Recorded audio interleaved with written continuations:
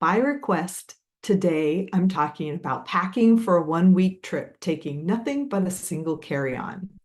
I will tell you about my recent trip, what I brought, what I didn't end up needing, which was hardly anything at all.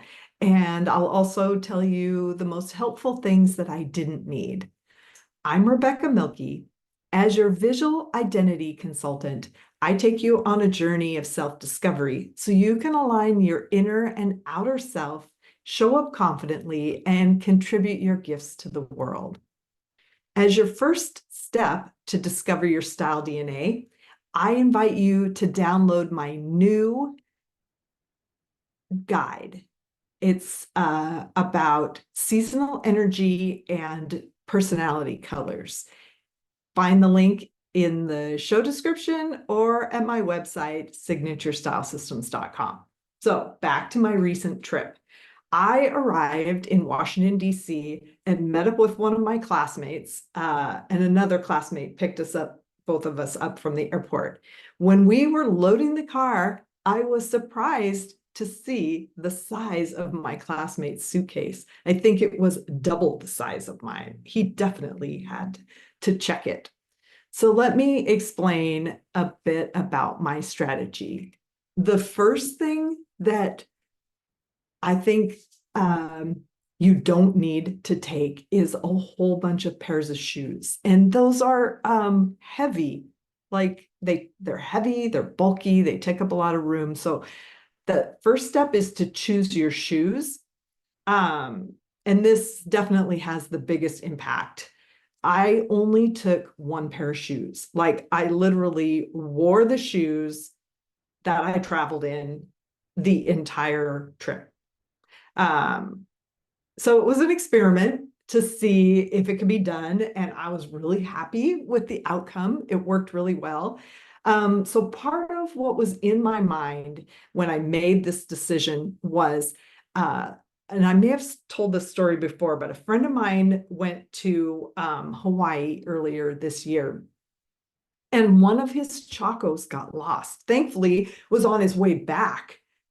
So he didn't have, wasn't missing it the entire time he was in Hawaii. But like he checked his bag to come home.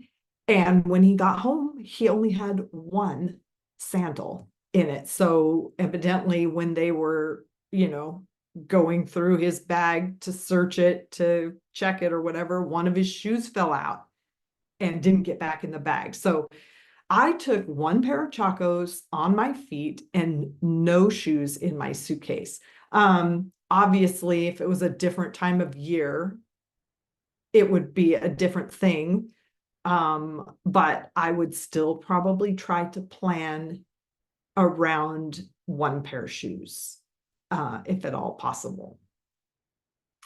And then, so the sandals that I took were actually red, blue, green, and yellow print. The straps were a pattern, and every outfit that I took needed to coordinate with that. I think that's sort of an advanced move.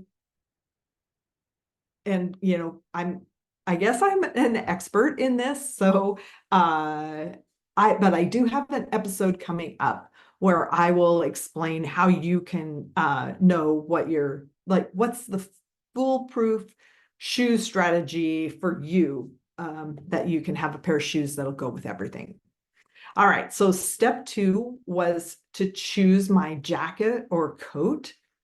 And so this is how I ended up with the most extra space. Yeah, I mean, like I had extra space to bring stuff back, and I still could have probably stuffed more stuff in there. So it was summer, and I wore a jean jacket on the plane, and I packed another one, and that was all I needed for a coat. If when I have to go somewhere where I need an actual coat, I'll wear it on the plane and then make sure that it looks good with all the stuff that I bring. Because packing an extra coat, I guess there's those little tiny, ones that squish down, which if I had one of those, that might not be a bad idea. But otherwise, packing an extra coat just takes way too much space. So that's one pair of shoes, and one coat so far. So then step 3 is the one-offs. And for me, that's like sleepwear and swimwear. So the last 2 times I went out of town, I took a swimsuit and didn't use it, but I don't care. I will take a swimsuit with me. I would rather, it's a small thing, I would rather bring it back unused than to want it when I was there and not have it. And then step 4 is unders. So I just count how many days I'm going to be gone and then take that many pairs of underwear and throw in a couple extra. So on this trip, I was gone 6 days, and I came back with a couple pairs of underwear I hadn't used, and I took 3 bras with me. And part of that was because I like to coordinate my bra strap color with my outfit. But part of it was because it was summer and sweaty, and I was happy that I had extra.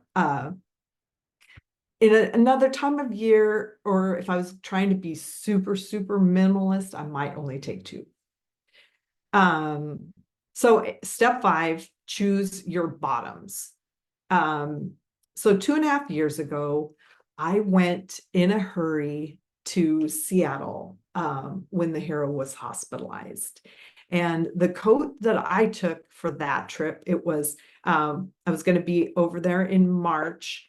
And so it's, winter-ish, but it's not extreme like it is here. So it was kind of a medium weight wool, almost knee length.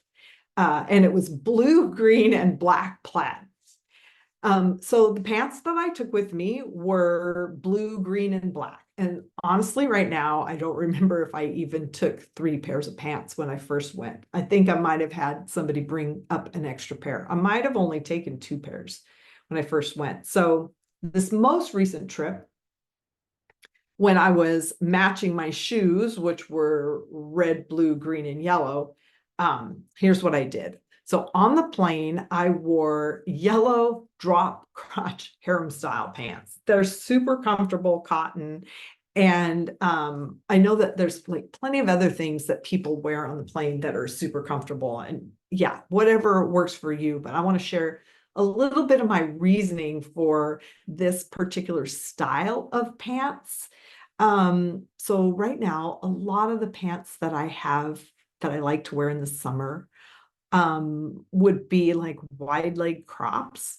And the problem with wide leg crops when you're traveling is just you have to be careful to make sure they don't touch the floor when you use the restroom in a public restroom, which, I was flying and the restrooms on the plane and all that. So, but besides the pants that I traveled in, I took a yellow skirt, a pair of blue pants, and a pair of red shorts. And the event that I went to was casual.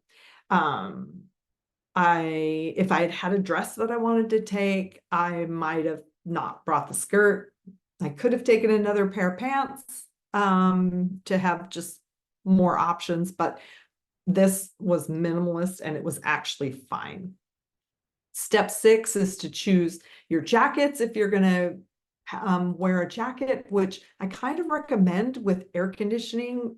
Yeah, it's just every day I took a jacket with me just in case I got cold because of the air conditioning.